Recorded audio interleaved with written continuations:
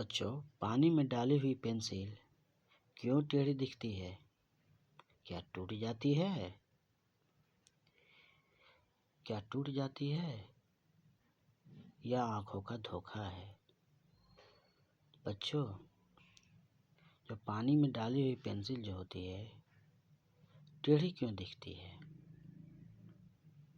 99% बच्चों इसी में फेल हो जाते हैं।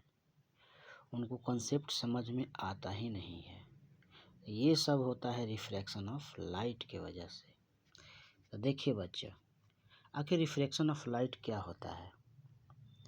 तो जब कोई लाइट ट्रैवल्स करता है वन मीडियम से दूसरे मीडियम में, तो इसका डायरेक्शन चेंज हो जाता है, यानी बेंट ऑफ लाइट हो जाती है। इसी को क्या बोलते हैं? Refraction of light. Refraction of light जो होता है हर एक मीडियम में अलग अलग होता है।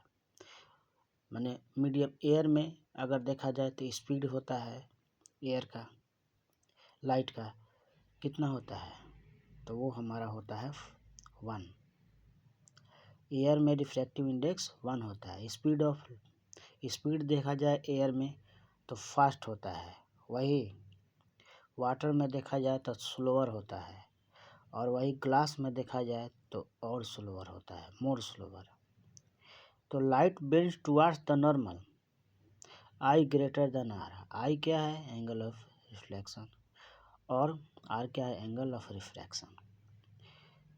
तो डेंसर से रेयरर में जाता है, मतलब वाटर से एयर में, तो लाइट बेंड्स होता है away from the normal, r greater than i. Law of refraction क्या होता है? The incident ray, reflected ray and normal lie in the same plane. अब इसमें सेकेंड लॉ होता है Snell's law, sine i by sine r. ये दोनों का रेशियो निकालते हैं, sine i by sine r, वो कांस्टेंट होता है जो म्यू के बराबर होता है। ये म्यू बोल सकते हैं बच्चों। This is called refractive index. Discovered कौन किया है? तो वेलबर्ट किया है, वेलबर्ट स्नेल्स। एन इज लार्जर, अगर एन लार्ज होगा तो लाइट हमारा क्या होगा? हमारा सोज मोर करेगा और मोर बेंडिंग होगी इसमें। और एन अगर स्मॉल होगा तो ये सो लेस करेगा, यानी लेस बेंडिंग हो गई। तो एयर में रिफ्रैक्टिव इंडेक्स क्या होता है? तो 1 होता है। वाटर में क्या होता है? तो 1.33 होता है। ग्लास में कितना है? 1.5 होता है। अब रियल एग्जांपल देखा जाए तो पेंसिल वाटर में देखा जाए तो लुक्स बेंट होता है।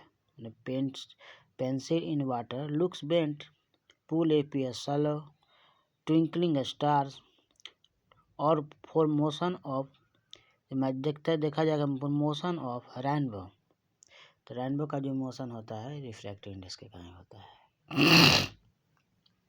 दूसरे तरह से डिफाइन किया गया है कि इस तरह से भी कर सकते हैं। रिफ्रैक्शन ऑफ लाइट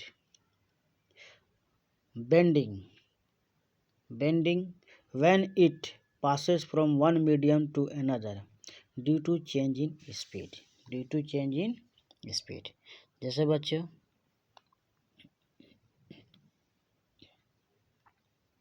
मान लेते हैं कि ये दूसरा मीडिया है, मीडियम 1, तो ये मीडियम 2 हो गया, ये मीडियम 1 हो गया। अब लाइट एक मीडियम से दूसरे मीडियम में जा रहा है, इसे देखिए जा रहा है, तो क्या हो जाएगी? तो ये हमारा नॉर्मल की तरफ बेंड हो जाएगी ऐसे। इसको हम नॉर्मल लिए हैं एन और एन डैश, तो इसको हम बोलेंगे क्या? आई बोलेंगे, और ये क्या हो जाएगा? आर। तो लाइट अगर एक मीडियम से दूसरे मीडियम में जाता है तब रिफ्रैक्टिव इंडेक्स कैसे निकालते हैं? तो यहाँ पर अगर देखेंगे तो 2 medium 2 with respect to 1, speed of light in medium 1 by speed of light in medium 2 यानी V2 बाई, यहाँ पर मीडियम 1 है तो V1 बाई V2। अब यहाँ पर medium 1 with respect to the speed of light in medium 2, ठीक। और स्पीड ऑफ लाइट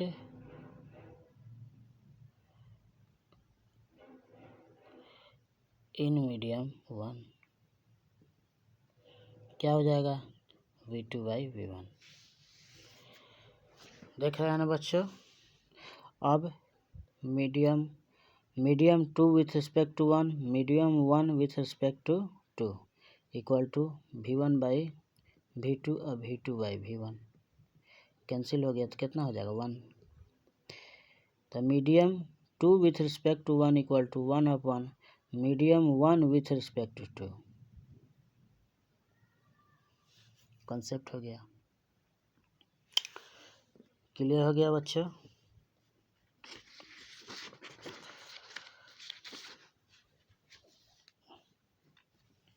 अभी हम लोग पढ़ें कि medium 2 with respect to 1 equal to medium 1 with respect to 2।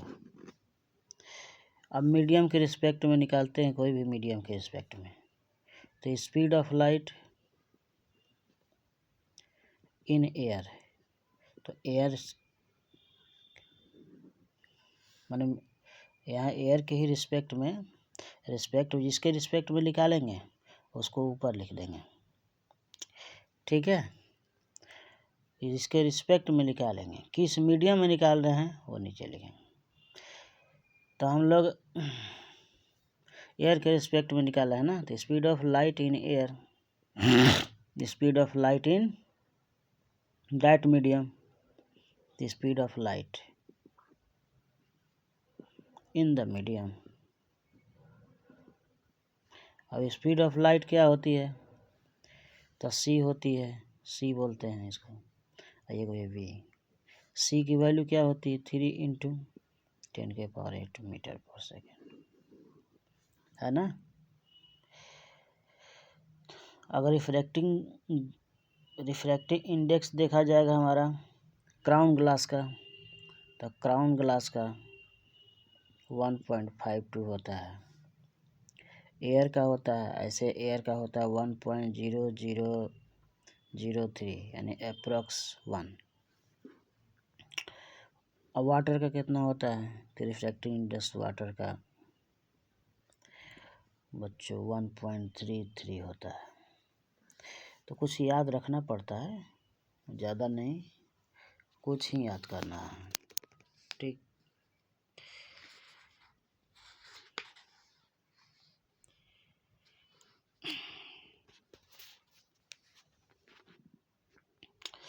अब रिफ्रैक्शन बाय स्फेरिकल लेंस,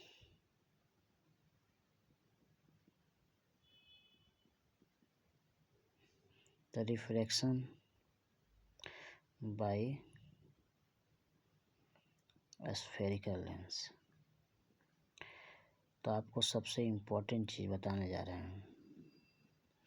ये लेंस है, तो एक लेंस का ये जैसे सपोज कीजिए ये लेंस का जो वो है गया। अब इसका अगर देखिएगा तो रिफ्रैक्टिव इंडेक्स, इसका रिफ्रैक्टिव इंडेक्स होगा, इसका रिफ्रैक्टिव इंडेक्स होगा। अब दोनों तो सेम ही है, मीडियम है, लेकिन यहाँ पर इसके अंदर में अलग हो जाएगा ना। तो इसके कारण अगर फोकस देखा जाए तो ये यहाँ फोकस होगा, इसके कारण फोकस यहाँ होगा। इसको बोल दिए F1 तो इसको बोलेंगे F2, इसको बोलेंगे 2F1 सेंटर ऑफ कर्वेचर, जैसे 2F1 रेडियस ऑफ कर्वेचर, तो यहाँ क्या हो जाएगा 2F2 होता है। अब इसके सेंटर को ऑप्टिकल सेंटर बोलते हैं, याद रहना पड़ेगा। पोल को हम वहाँ बोलते थे मिरर में पोल को, तो यहाँ ऑप्टिकल सेंटर बोलते हैं। ये सब कॉन्सेप्ट याद रखना। तो अगर कोई लाइट मान के चलते हैं प्रिंसिपल एक्सिस से के पैरेलल होती है तो फोकस से होकर पास होती है। Condition number 1। ठीक है, कोई लाइट प्रिंसिपल एक्सिस के पैरेलल होती है तो वो कहाँ जाती है? फोकस से होकर जाती है। यही आपको समझना है। ठीक है,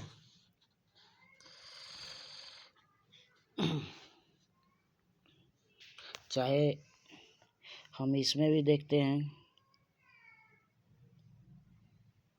ये देखिए ये क्या है, ये हो गया कॉनकेव लेंस। तो इसमें भी अगर देखेंगे तो कोई लाइट ऐसे आती है प्रिंसिपल एक्सिस के, लेकिन एक मीडियम से दूसरे मीडियम में मुड़ जाती है। कंसेप्ट बताएं कि अगर एक मीडियम से दूसरे मीडियम में जाती है इसे, तो अगर एयर से डेंसर की तरफ जा रहा है, एयर के डेंसर से, तो क्या होगी? नॉर्मल की तरफ मुड़ जाएगी। उसी तरह से यहाँ एयर से जा रही है। ठीक है, अब फिर अगर इस तरह से अगर स्लैब होता है, जैसे स्लैब में भी कंसेप्ट बताते हैं। यहाँ से क्या होगी? मुड़ जाएगी। चलिए अब फिर देखिए, इसके लिए क्या हो जाए, यहाँ से जाएगी तो अगर दूसरे मीडियम में ऐसे मुड़ जाएगी, दूर भाग जाएगी। इसको क्या बोलते हैं? इमर्जेंट रे। इसको बोलते हैं इंसिडेंट, इसको रिफ्रैक्टेड रे। तो यहाँ बनता है आपको I1। ठीक है, तो उसी तरह से इसके लिए हो जाएगा I2, यहाँ R1, तो यहाँ पर R2 हो जाएगा। तो यह कंसेप्ट होता है। उसी तरह से यहाँ भी लाइट यहाँ से गई, अब क्या होगी? आगे निकल गई, बेंट हो गए। तो अब इसको हम क्या करेंगे? पीछे ड्रॉ करेंगे, तो ये फोकस से जाकर मिलेगा। तो वही बताए, प्रिंसिपल एक्सिस के पैरेलल जो जाती है वो फोकस से होकर पास होती है। तो ये F1 हो गया, ये F2 हो गया। समझे दोस्तों?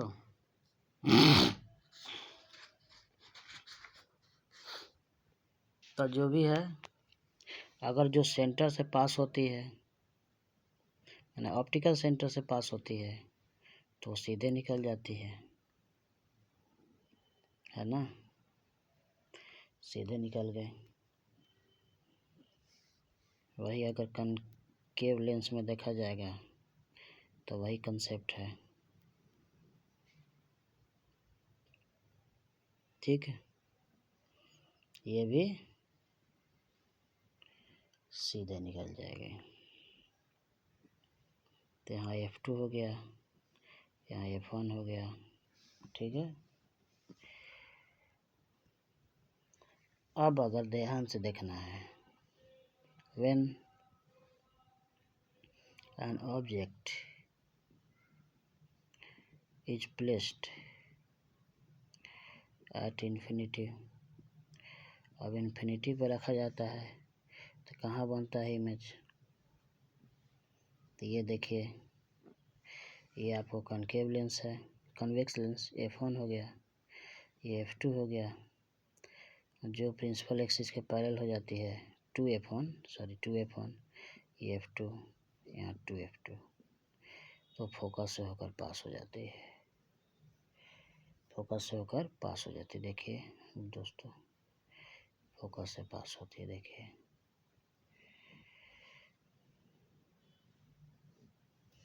ठीक है, और जो ऑप्टिकल सेंटर से पास होती है वो सीधे निकल जाती है। तो अब इमेज कहाँ बनेगा? तो इमेज बनेगा फोकस पे, एट फोकस। कैसा बनेगा? तो हाईली डिमिनिश्ड बनेगा, रियल एंड इन्वर्टेड। ठीक है, वही अगर when an object is placed between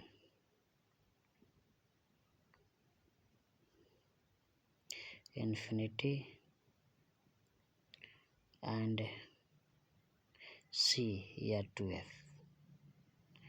तो ऐसे लिखेंगे, C1 हो गया, तो ये यहाँ पर F1 होता है और यहाँ जाके कहीं 2F1 होता है, यहाँ F2 होता है, यहाँ 2F2 है, कहीं ऑब्जेक्ट यहाँ पर सोचिए। तो जो लाइट आती है इंसिडेंट रे वो अगर हमारा किसके प्रिंसिपल एक्सिस के पैरेलल हो तो वो फोकस से होकर पास होगी, तो ये फोकस से होकर पास हो गई। दूसरा, जो ऑप्टिकल सेंटर से जब वो सीधे निकल जाएगी, दोनों कहाँ कट रहा है, यहाँ पर। तो अगर इसको हम ए भी लेते हैं तो ये कितना हो जाएगा, ए डैश बी डैश। तो इमेज कहाँ बनेगा, तो इमेज बनेगा बिटवीन F2 एंड 2F2। कैसा बनेगा, तो डेमनिस्ट बनेगा, रियल एंड इन्वर्टेड। यही कंसेप्ट है दोस्तों।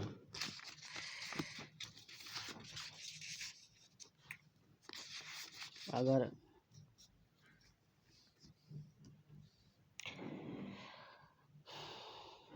सेंटर ऑफ कर्वेचर, अगर मान के चलते हैं सेंटर ऑफ कर्वेचर पर रखते हैं, सेंटर पर रखते हैं, तो लिख रहे when an object is placed at centre, मतलब C1, तब यहाँ पर रखेंगे तो देखिए कहाँ बनेगा बच्चों, ये F1 हो गया और यहाँ 2F1 हो गया। अगर यहाँ पर ऑब्जेक्ट को रखेंगे तो F2 और यहाँ 2F2, तो ये फोकस से होकर पास होगा,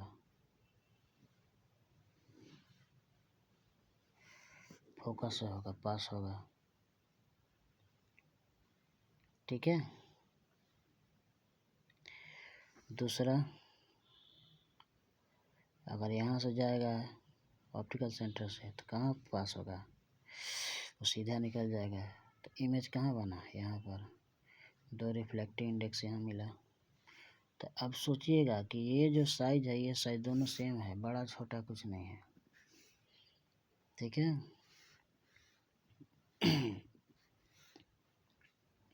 तो इमेज होगा सेम साइज, सेम, और real and inverted, real and inverted. Clear है।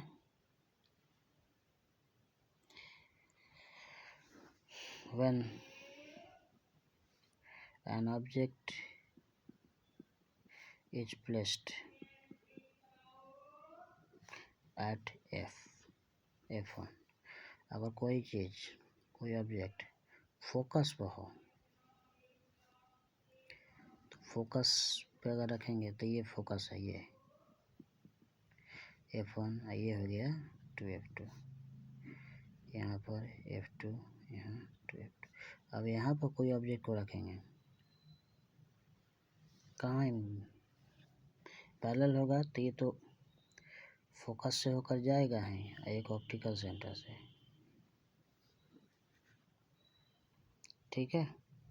तो अब इसका इमेज कहाँ बनेगा, तो इमेज अभी मिल नहीं रहा है, इमेज इसका बहुत बड़ा बनेगा, इसका ये भी। ठीक है। और यहाँ कहीं इमेज होगा, ये 2f1 माने यहाँ मान के चलिए 2f2 यहाँ पर, तो इमेज इसका इन्फिनिटी में बनेगा, हाईली एनलार्ज्ड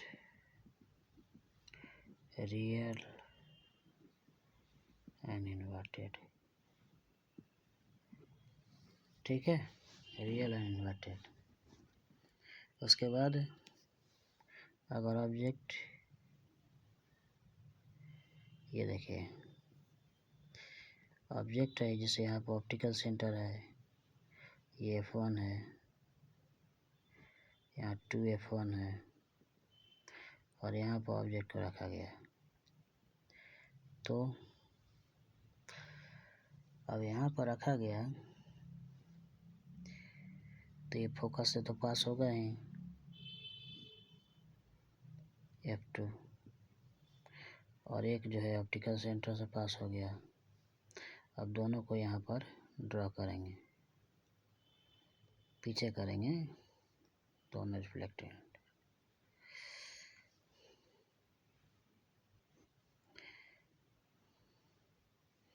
तो ये क्या हो जाएगा, a डैश b डैश हो जाएगा। ठीक, अब इसका इमेज, तो इमेज हम देखेंगे तो कहाँ बना, इससे बड़ा बना लेकिन बिहाइंड बना है ना। तो बोलेंगे यहाँ पर एनलार्ज्ड, एनलार्ज्ड इमेज बिहाइंड। ठीक है, और हमारा इसमें वर्चुअल एंड इरेक्ट, तो ये बताना होगा। वही कनकेव लेंस में देखते हैं, तो वही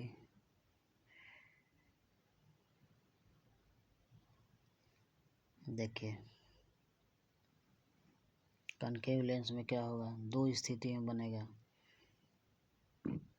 एक यहाँ से जा रही है लाइट और ये रिफ्लेक्ट हो जाती है, यहाँ से रिफ्लेक्ट हो जाती है। अब दोनों रिफ्लेक्शन को यहाँ मिलाएंगे तो यहाँ इमेज बनेगा f1 पे। दोनों को मिलाएंगे, ये देखिए ये हमारा ऑब्जेक्ट है, ऑब्जेक्ट यहाँ पर रखा गया 2f1 और f1 के बीच में।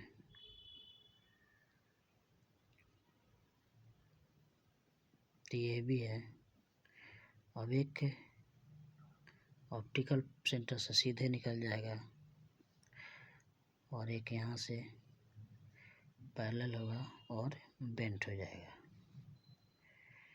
तो इसको हम पीछे ले आएंगे तो इमेज कहीं यहाँ बनेगा a डैश b डैश, और जो ऑप्टिकल सेंटर से पास होगा वो सीधे निकल जाएगा। क्लियर है।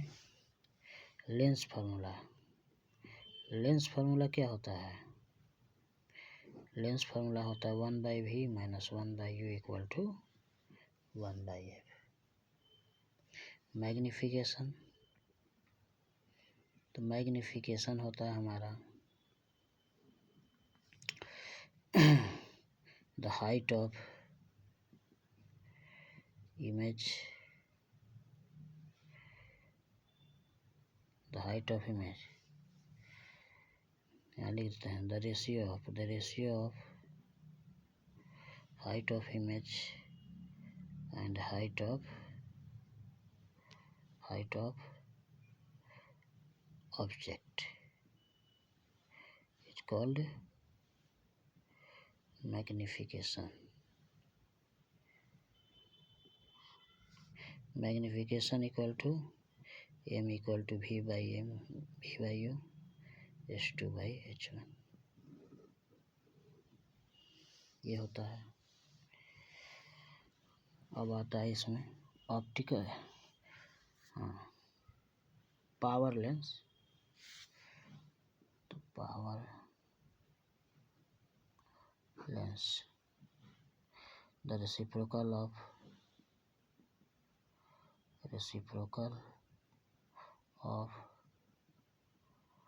focal length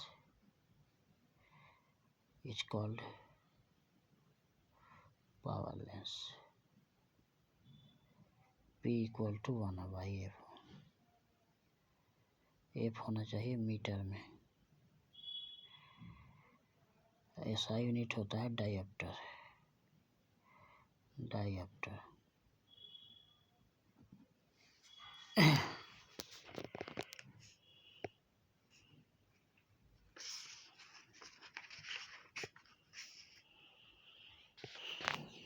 पावर लेंस या पावर ऑफ लेंस दोनों एक ही है।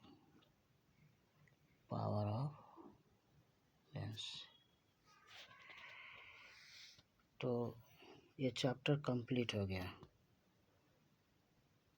दोस्तों। लाइक, सब्सक्राइब, कमेंट, शेयर सब करें और बहुत अच्छे मार्क्स लाएं।